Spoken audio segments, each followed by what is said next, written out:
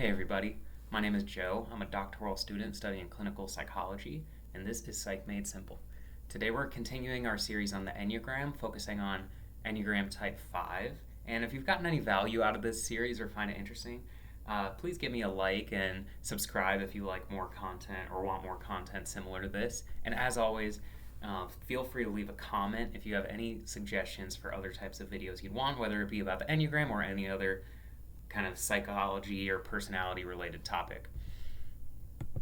So, as we've been doing throughout this series, we're looking at the Enneagram Type 5 through the lens of what is their core fear. Another way to think about this is maybe a trap that they often fall into in terms of moving away from that certain fear rather than moving toward what's important to them.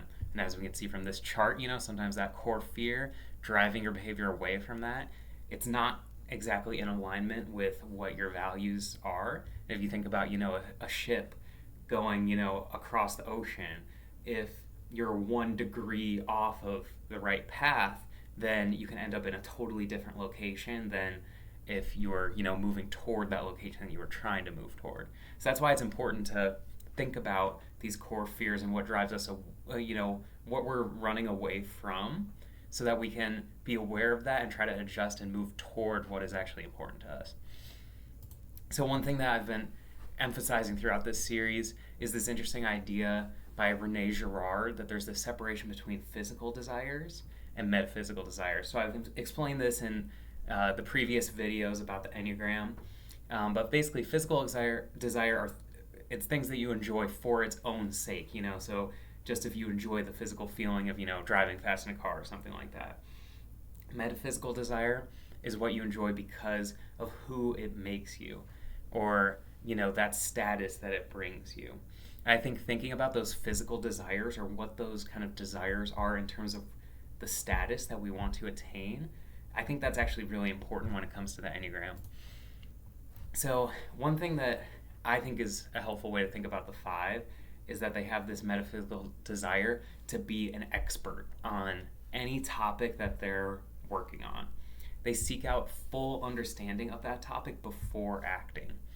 And I like to include statements from this book called The Road Back to You. At the beginning of each chapter, they have a little description. It's like 20 statements that if you agree with most of these, then that, is a good indication that that might be your Enneagram type. And a lot of times these really resonate. So I split them into 2 groups. One is kind of more that detachment element of kind of detaching from something and fully understanding it before you act on it.